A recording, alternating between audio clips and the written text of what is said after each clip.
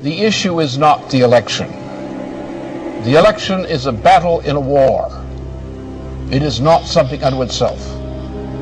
The result of this election in itself is a matter of indifference. It's a question of how the battle is won and lost, which is important. But there's another issue here. There's also an issue of World War III. And World War III is between the British Empire, better known as the Anglo-Dutch liberal banking financial system on the one side, and the principal nations of Eurasia, Russia, China, India, and other nations are the targets of intended warfare by the British Empire, which is already turning Europe into a mere colony of the British Empire through the program of the Lisbon Treaty. If the Lisbon Treaty were adopted, and is being pushed for adoption now, there would not be a single nation on the continent of Europe, west of Belarus and Russia, which had any sovereignty whatsoever.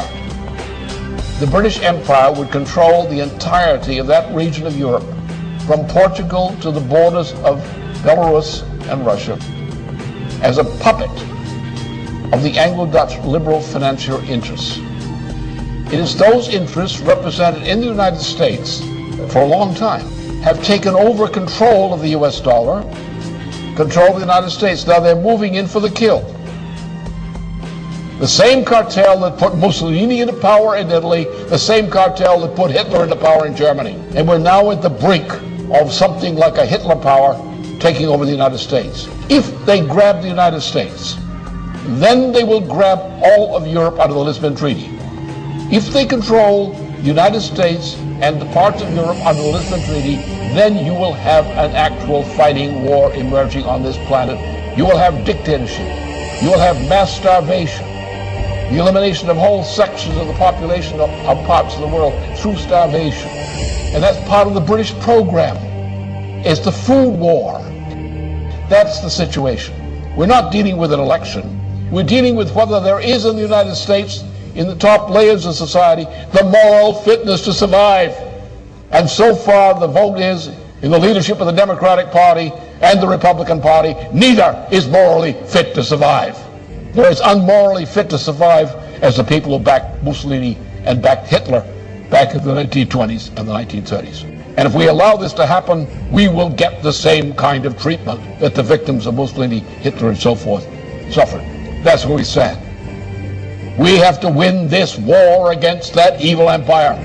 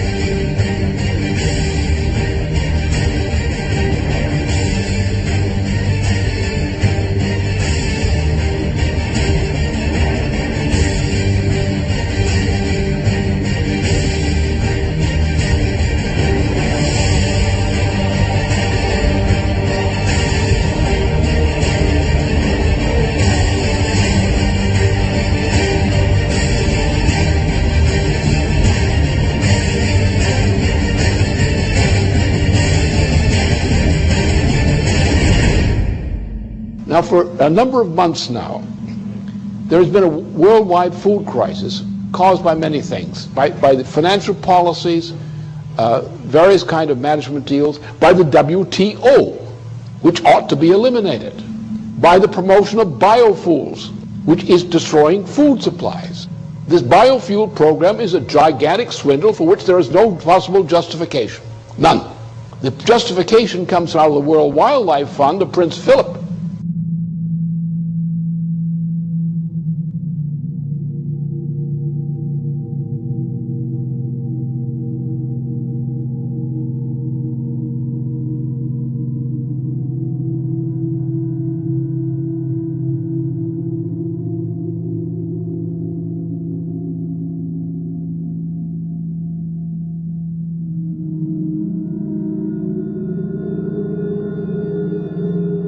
in Zimbabwe, for example, what's the crime? You have an African population in Zimbabwe, which was one of the biggest fighters against the British Empire.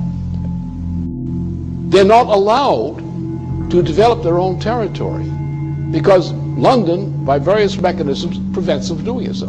And London uses the farms it allows to prosper in former Rhodesia to feed the populations of Britain.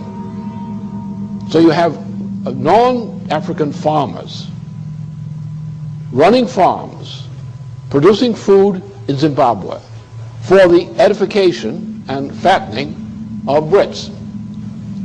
But the rest of the population is inhibited in any attempt to develop.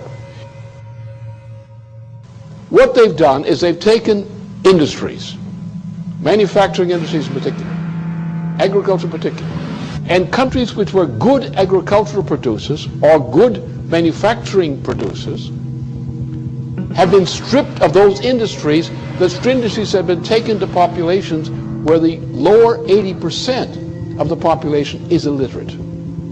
So you have colonies of manufacturing in countries in Asia, Africa, and so forth, South America, where the people, the 80% of the population, does not participate in the economy.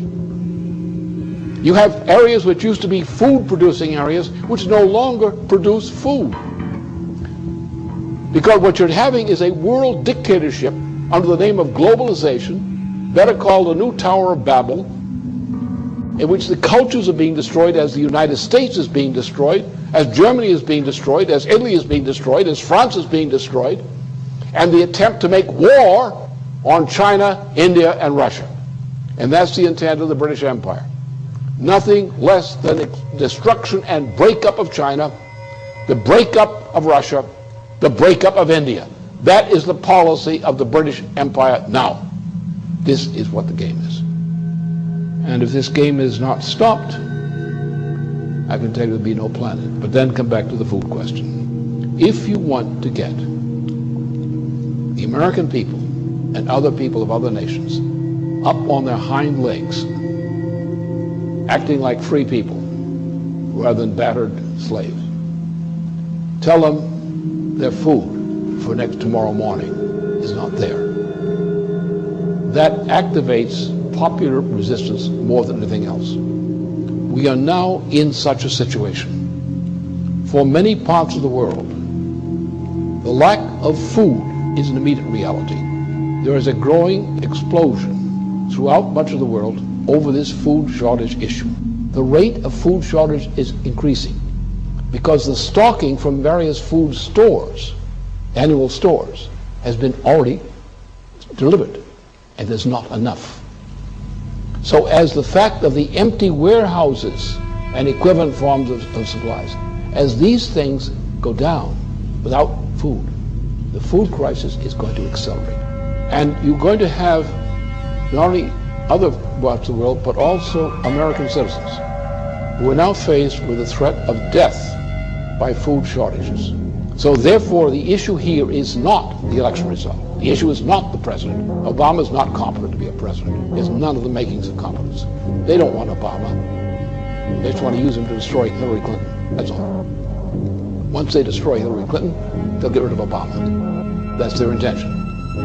And their intention is to bring in a fascist regime in the United States, a presidency which will be in effect a fascist regime, which will cooperate with the British and bring the United States into alliance with the United Kingdom or the Anglo-Dutch liberals. Not all Brits are for this, by the way. And with a Europe, or Western and Central Europe, taken over by this same imperial power. An imperial power whose intention is to go to war against Russia, China, India, and other countries using nuclear power. That's the intention. We're now in a point where a revolutionary movement, or the makings of it, is building up around the food issue. And therefore, those who triumphed yesterday are not going to continue to triumph for long. The result is either we win and restore the kind of government we require in various nations and among nations, or this world is going to go into hell because the crisis won't quit. The people will die of hunger. They will die in increasing numbers. They will kill for food. The structure of society will be destroyed in the fight over food, which is not there. Therefore, either we win this fight against this evil, or there won't be anything to fight for.